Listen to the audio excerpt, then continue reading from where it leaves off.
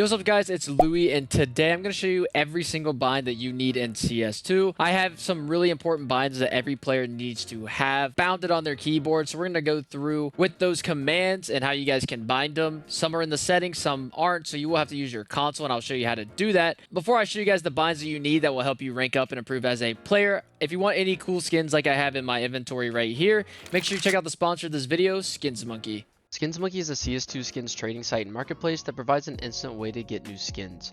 My favorite thing about Skins Monkey is that I can trade skins that I no longer want and trade it for a skin that is equal value. If you use code LouisCS2, you get a $5 bonus on your first trade. If you want to buy skins, you can get a 30% deposit bonus plus an extra 5% using my code. The link is down in the description.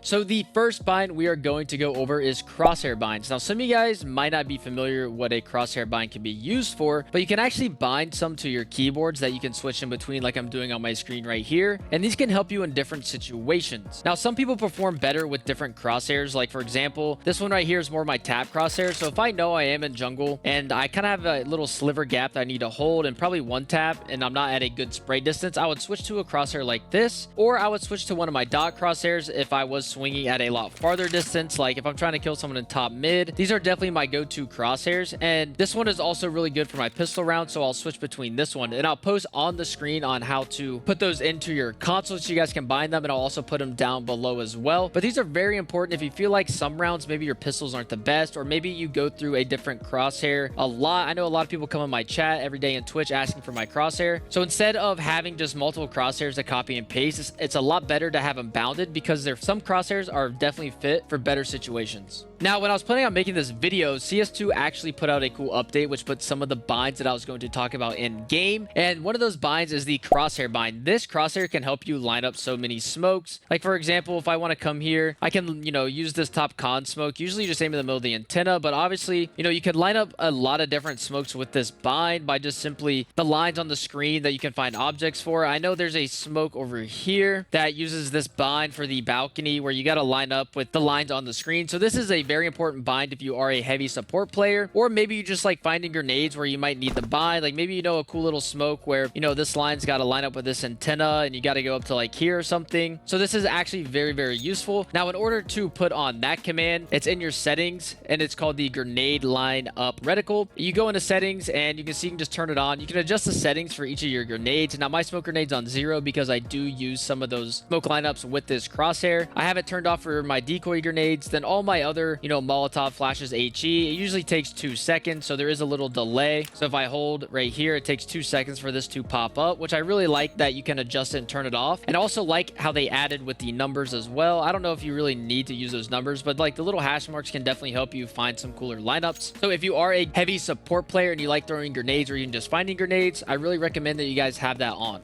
So the next bind is also in the new update, and I moved my camera as you can tell, and it's because it's the mini map zoom bind. Now they actually recently just added this, which I really like because a lot of people didn't have the bind in game. But if you want to turn it on, you just want to go to your settings. You can click on new, and it's the radar map alternate zoom. You just go to settings, adjust to what it zooms to, and then when you deselect the bind, and then obviously you have it toggled. Now I have a bind already, so I don't have a key toggle to this since I'm using my old bind. But you can go ahead and do whatever button you want. Mine is on H because it's just easy for me to press. But this bind is very useful because if there's ever a smoke grenade, let's say there's a random smoke in jungle, you can actually tell where you are by if you zoom in on the map, and you can actually just go through this smoke. You're not getting stuck on these walls or getting lost in the smoke having no idea where you are. A lot of pros started doing this in about 2016, and that's when the mini-map bug actually happened. They actually found out that if someone was sitting in a smoke and they were phasing it, they could zoom in on their minimap and they would see him before they would on the minimap. So it is kind of known of the minimap zoom bind once everyone figured out how to use that bug, and it was kept secret for a while. Shout out to Astralis for doing that. They actually kept that quiet for a very long time. This bind is very good because you want to have your minimap also zoomed out with situations so you can see where your teammates are, how they're moving around the map. Maybe some don't like to comm a lot, especially if you're a solo queue player. So it's good to be able to zoom out of the map, but again, it's also important to zoom in when you're in those sticky situations where you're inside a smoke grenade. So So if you guys find yourself getting lost in smoke grenades a lot, then I really suggest that you turn on this bind.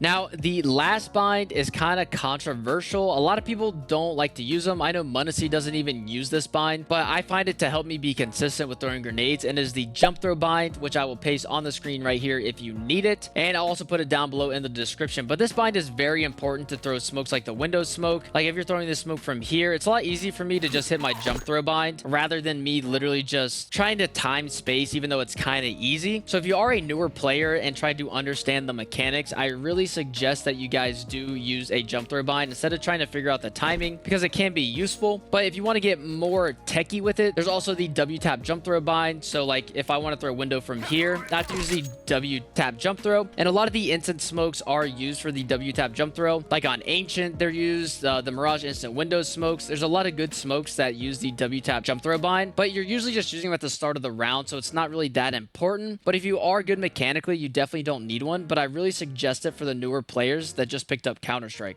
Now, I didn't go into the cheaty binds. Like, I know people will bind scroll wheel to shoot for the dualies to try to get, you know, max efficiency with the fire rate, but I don't really like those binds because I feel like you're kind of abusing the game a little bit, so I'm not going to really talk about those because those are also, again, controversial, where some people don't really like to use them or talk about them. And there's also, like, movement binds where you can get, like, perfect crouch jumps if you find yourself wanting to get better movement, but again, I feel like you're not really abusing the game, but you're more just abusing the commands in the game and what's built into the game, which, if it's in the game, I think it's 100% fine, but I don't really want to go into any of those binds since some people do kind of think they're a little bit cheaty. But if you are a new player, I think it is good if you want to look up some movement binds or some movement scripts that can help you, you know, get those perfect crouch jumps, or maybe if you like the KZ a lot, I really do recommend those, but I wouldn't use them too much in game. It's better for you to master those mechanics so you don't rely on them, because I think relying on binds and the mechanical sense of the game can be really bad. You know, I think like the crosshair binds, the minimap zoom bind, you know, those things, I think those are okay to use because they're not very mechanical. All the movement binds and stuff like that, I really don't recommend, especially like the dually one with the scroll wheel. I think that's just a little bit too OP, and you're not really trying to get better at the game. You're rather just trying to abuse, like I said, the commands in the game. But if you guys did enjoy this video, I hope you guys subscribe to the channel for some daily CS2 content. And like I said earlier, comment down below if I did miss anything. I appreciate all the criticism you guys give me, and I reply to all my comments, so make sure you guys comment down below, like the video, and again, subscribe to the channel. Thank you guys for watching, and I'll see you guys in the next one. Peace out.